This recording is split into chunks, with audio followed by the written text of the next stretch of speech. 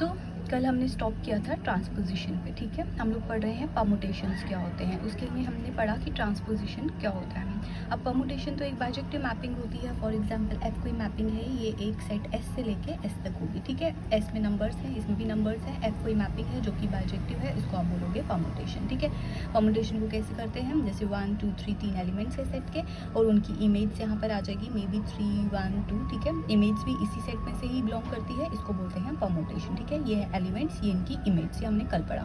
ना what is transposition, हमने देखा कि परमुटेशंस को हम इवन परमुटेशंस में भी डिवाइड करके रख सकते हैं, मतलब ब्रेक करके लिख सकते हैं, और ऑड परमुटेशंस में भी लिख के रख सकते हैं। ट्रांसपोजिशन हम उस परमुटेशन को कहते हैं जो हम स्पेशली क्या करते हैं, सिर्फ और सिर्फ 2 में लिखते हैं। So this is a transposition. This means actually में हम इसको कैसे लिख सकते हैं, इसका मतलब हो गया 1 से लेके 2 तक, 1 से लेके 2 तक और 2 से लेके 1 तक, ठीक है। बट इसमें 3 एलिमेंट्स है तो आप इसको ऐसे भी लिख सकते हो 3 से लेके 3 तक, जो नहीं है मिसिंग उसमें आप ऐसे वापस से लिख सकते हो।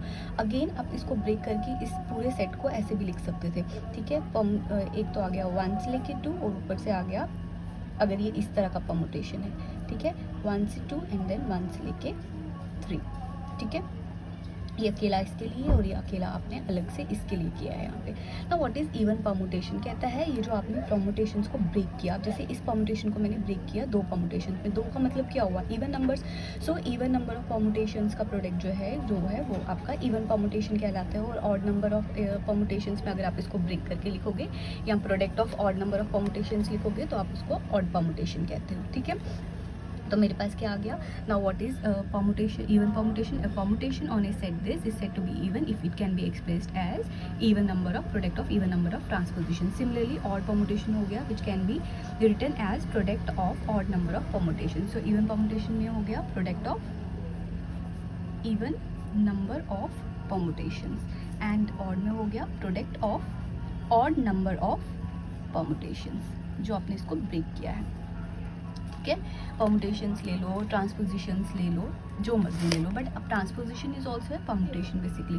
अब नेक्स्ट आप क्या पढ़ रहे हो इस थ्योरम में, आप पढ़ रहे हो कि प्रोडक्ट ऑफ जो 2 इवन परमुटेशंस होती है वो हमेशा इवन परमुटेशन होती है। फॉर एग्जांपल मैंने ले लिया एक P1 जो है वो इवन परमुटेशन है, P2 जो है वो भी एक इवन परमुटेशन है, ठीक है। इसमें इसका मतलब है, ठीक है, इसका परमुटेशन है तो इसका मतलब हो गया let that a permutation be m, और इसकी परमुटेशन भी हमने नंबर जो ले लिया है परमुटेशन का n ले लिया, इसका मतलब m भी एक इवन नंबर है और n भी एक इवन नंबर है।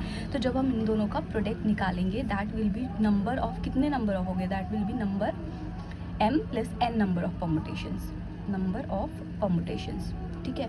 तो ये भी इवन नंबर है, ये भी इवन नंबर है यहाँ पे, ठीक है। जब भी आप 2 परमुटेशंस को प्रोडक्ट कर रहे हो तो उसका मतलब हो गया उसमें इसमें जितने नंबर ऑफ परमुटेशंस हैं और इसमें जितने नंबर ऑफ परमुटेशंस हो वो दोनों आपस में ऐड होंगे, वही नंबर ऑफ परमुटेशन दोनों के प्रोडक्ट में होंगे। तो m भी इवन नंबर है, n भी इवन नंबर है, 2 इवन नंबर्स को जब भी मैं सम करूँगी that will be an even number. So product of 2 even numbers m n, product of 2 even numbers is also an even permutation, ठीक है। कंसेप्ट तो नंबरिंग का ही लगेगा क्योंकि where m and n are even integers basically. Now what is product of 2 odd permutations is an odd permutation. Simply फिर से वही कंसेप्ट P1 इंटू P2, इनका हमने क्या लिया है m प्लस n इसकी परमुटेशन कहलाएगी, लेकिन m क्या है इस केस में ऑड नंबर, n क्या है इस केस में ऑड नंबर। इसका मतलब हो गया 2 ऑड परमुटेशंस को मैंने प्रोडक्ट किया तो वो क्या देगा, सम ऑफ 2 ऑड परमुटेशंस यहाँ पर आ जाएगा, ठीक है। तो यहाँ पे 2 ऑड परमुटेशंस का मैं सम करूँगी, मतलब नंबर्स का बेसिकली सम करूँगी, that will be an odd number, ठीक है।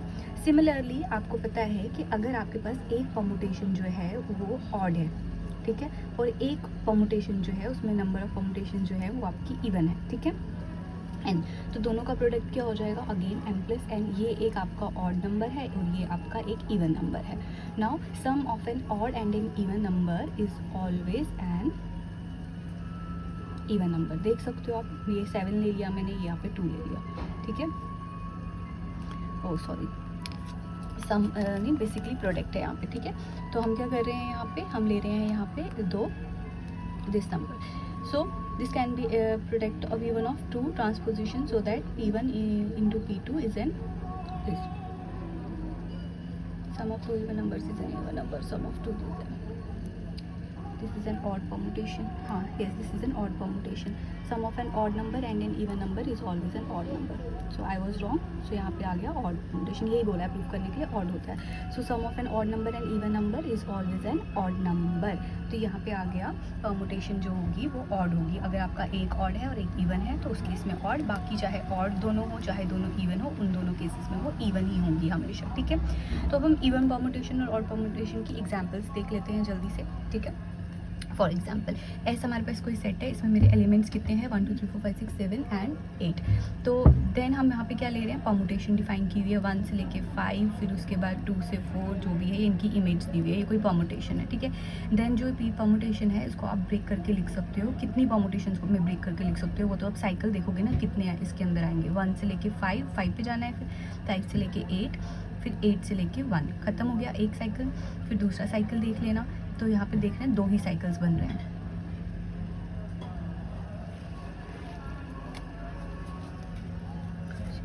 तो 2 ही साइकिल्स बन रहे हैं, तो इसका मतलब हो गया ये 2 साइकिल्स का प्रोडक्ट कहला रहा है ये. अब इसको मैंने 2 साइकिल को किस में हमने ब्रेक किया है, ट्रांसपोजिशन में. ठीक है, फिलहाल मैंने इनको एज डिसजॉइंट साइकिल्स में ब्रेक किया है. यहाँ पे भी यही कहता है पहले इसको डिसजॉइंट साइकिल में परमुटेशन में ब्रेक करो, फिर उसके बाद इसको ट्रांसपोजिशन में करो. अब 1 5 और 8 को कैसे लिख सकते हैं बच्चा, 1 5 और 8 को लिख सकते हैं एक बार 1 के साथ 5, एक बार 1 के साथ 8. सिमिलरली 4 के साथ 2 के साथ करना, एक बार 2 के साथ 4, 2 के साथ 7, 2 के साथ 3 एंड 2 के साथ 6. क्यों, क्योंकि इनको हम वापस से जब प्रोडक्ट करेंगे ना, ये वापस से यही देगा. ये हम ऑलरेडी ट्रांसपोजिशन में पढ़ चुके हैं.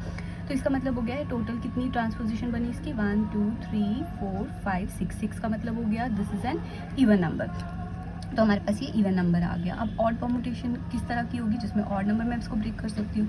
अब ये साइकिल कैसे ब्रेक हो रहा है, ये परमुटेशन है, ये 1 से लेके 6 तक जा रहा है, फिर 6 से लेके 1 तक जा रहा है, यानी पहले ही खत्म, फिर 2 से लेके 8 तक, फिर 8 से लेके 4 तक, फिर 4 से लेके 2. अब खत्म वहाँ होता है जहाँ 2 से स्टार्ट हो रहा था, 2 पे ही खत्म होगा. ये होगी इसकी सेकेंड. ठीक है, नाउ थर्ड है 3 से स्टार्ट हो रहा है, 3 से 5, 5 से 7 एंड 7 से लेके 3. ये 3 बन रहे हैं फिलहाल डिसजॉइंट साइकिल्स. अब इनको ट्रांसपोजिशन में कैसे चेंज करोगे, 1 और 6 तो 2 ही हैं, 2 और 8, 2 और 4. ठीक, यहाँ पे 3 और 5, 3 और 7 गिनो इसको, ये आ रहे हैं आपके टोटल 5. इसका मतलब हो गया ये आपकी ऑड परमुटेशन है. ठीक है, ये हो गया आपकी इवन परमुटेशन, ये होगी ऑड परमुटेशन. और आगे हमने पढ़ लिया इन दोनों का सम कैसे होता है.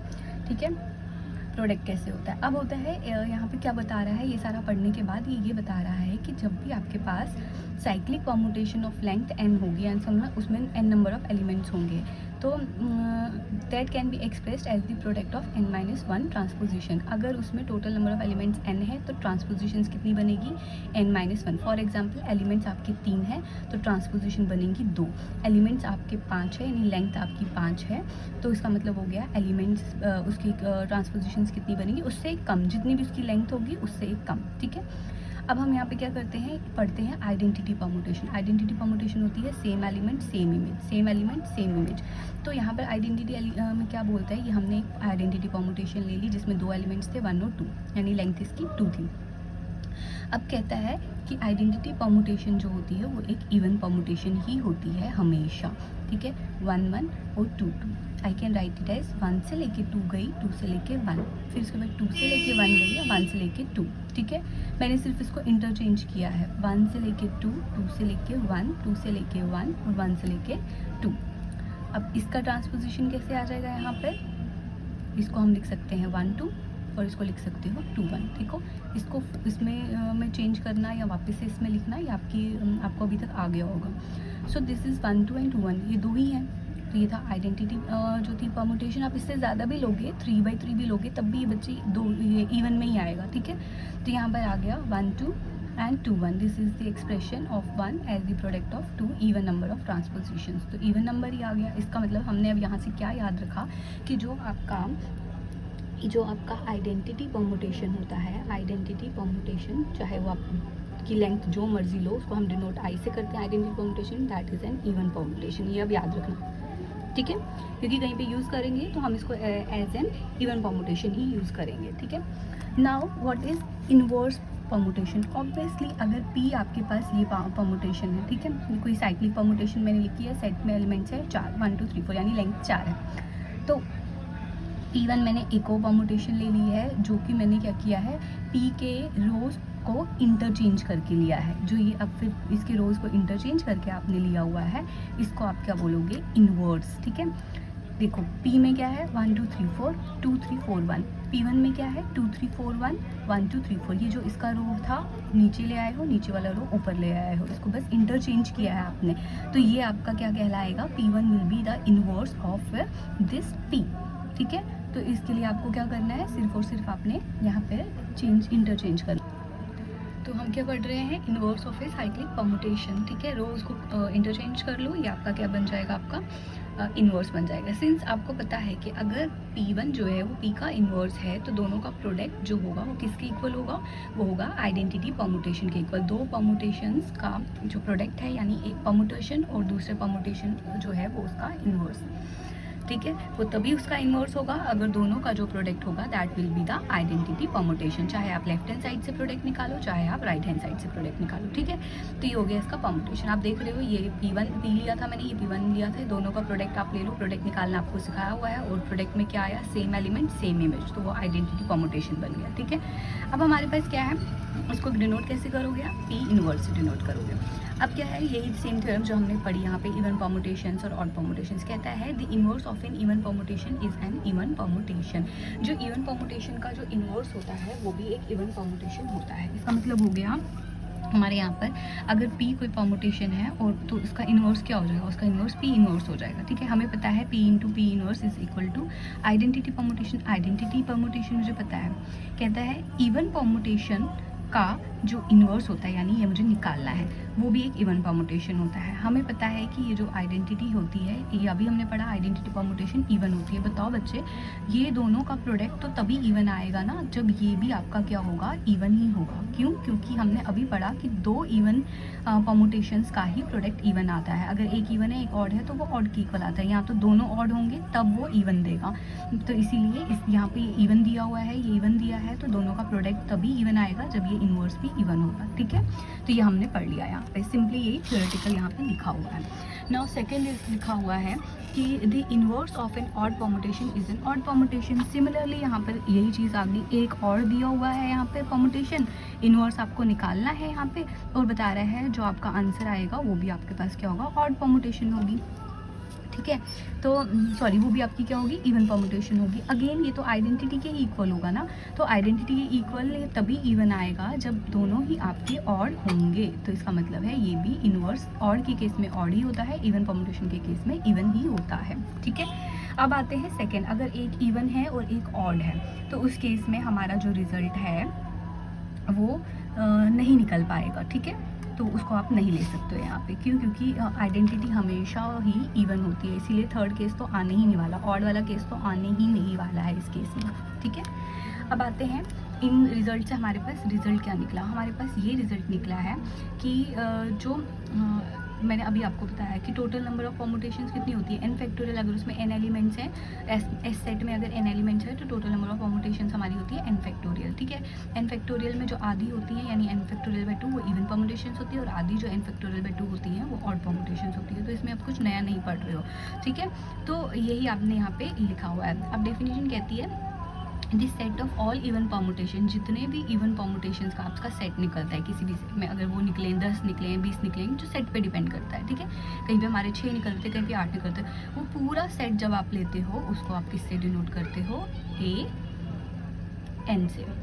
ठीक है, AN से, AN कहीं पे आएगा एक ही फुट में n, अगर तो उसमें सेट 3 का है तो वहाँ पे आ जाएगा A3, अगर 4 का है A4। ठीक है, तो वो कहता है कि जितना भी वो सेट में इवन परमुटेशंस होंगे उन सबको आप कैसे डिनोट करोगे, AN से। लेकिन ये सारे के सारे किसके हैं, इवन परमुटेशंस के हैं। ठीक है, ऑड परमुटेशंस के लिए भी अब हम सेम यही थ्योरम पढ़ेंगे आगे, लेकिन ऑड के लिए ये वैलिड नहीं होगा। ठीक है, अब है the set AN of all even permutations of degree n, यानी मुझे जो इस सेट में जितनी भी परमुटेशंस लेनी है वो सारी इवन परमुटेशंस होंगी। ठीक है, डिग्री कितनी है, n, forms a finite group of order n factorial by 2 with respect to multiplication of permutation. Multiplication of permutation आपको पता है आपने कैसे किया है यहाँ पे, वो कंपोजिशन में। ठीक है, सबसे पहले है क्लोजर प्रॉपर्टी। क्लोजर प्रॉपर्टी में सबसे पहले आप 2 इवन परमुटेशंस ले लोगे। फॉर एग्जांपल मैंने ले ली एक परमुटेशन P1 और एक परमुटेशन ले ली P2। ठीक है, तो यहाँ पर क्या आ जाएगा, नोटबुक पे लाइट ही नहीं है। सो परमुटेशन में आएगा P1 और P2।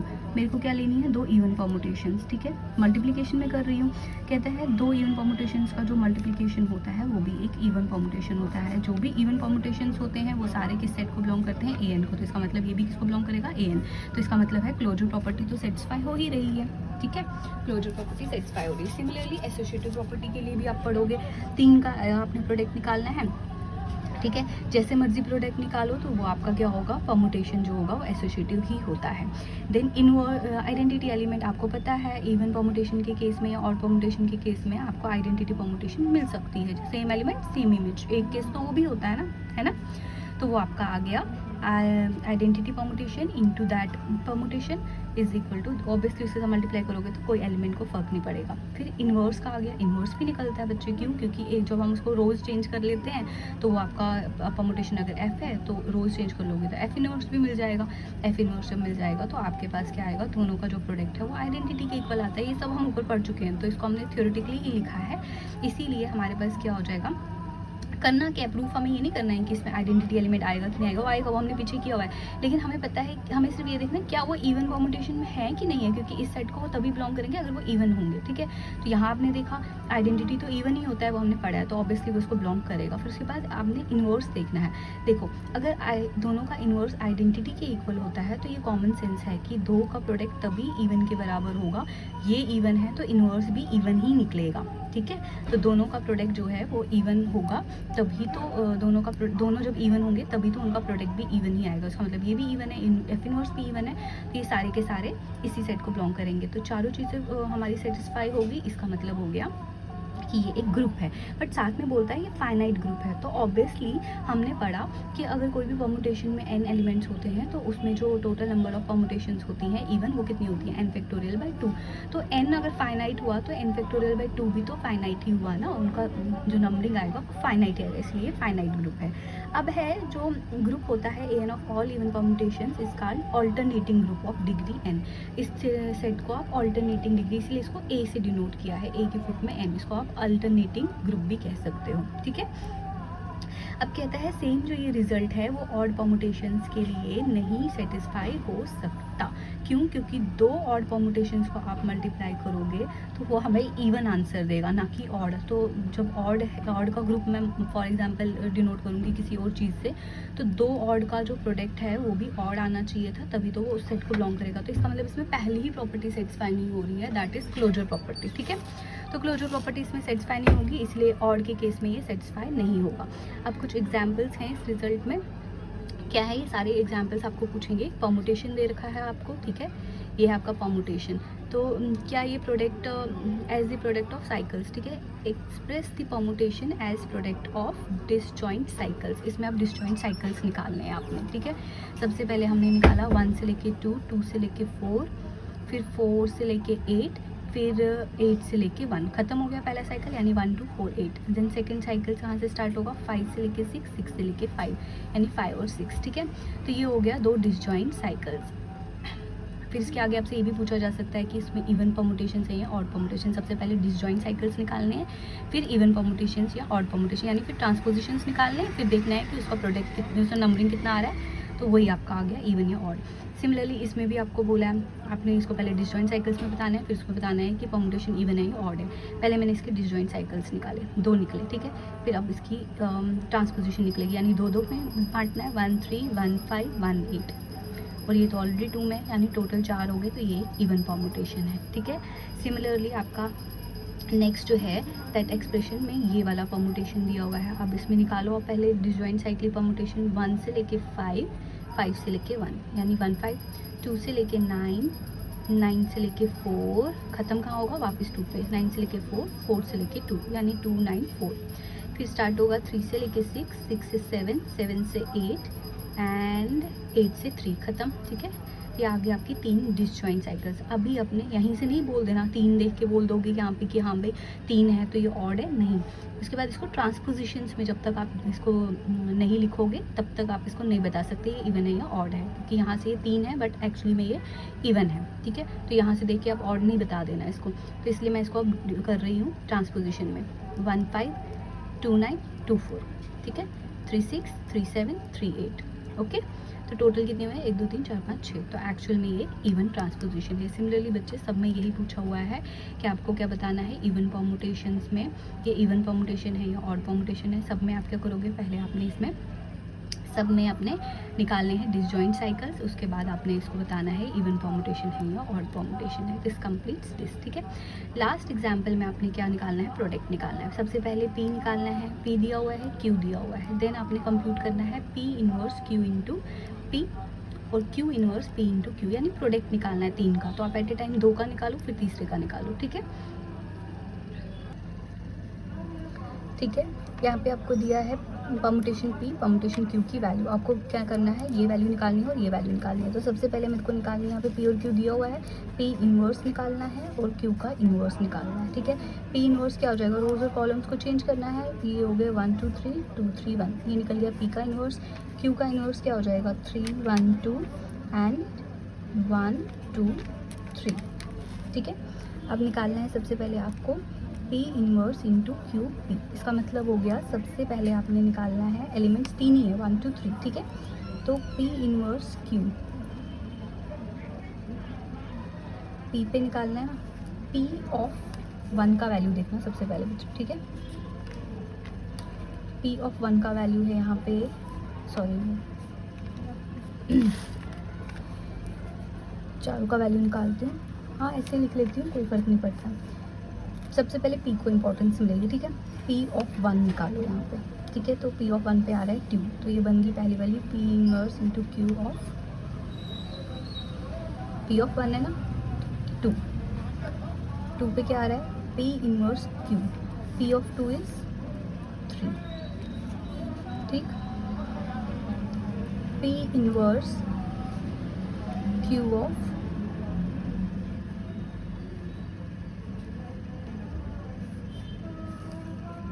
P ऑफ 3 इज़ 1,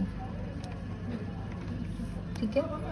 ऐसे मैं रफ लिख रही हूँ, इसका कोई आपस में इंटरकनेक्ट नहीं है, लिखना आपको इसी फॉर्म में है। 1 पे वैल्यू क्या आएगी, 2 पे क्या आएगी, 3 पे वैल्यू क्या आएगी। सबसे पहले मैंने P की वैल्यूज़ निकाली, अब निकालनी है Q of 2, Q of 3 and Q of 1, ठीक है। तो ये आ जाएगी P inverse Q of 2, Q of 2 पे आ रहा है 1, यानी P इनवर्स ऑफ 1, ठीक है।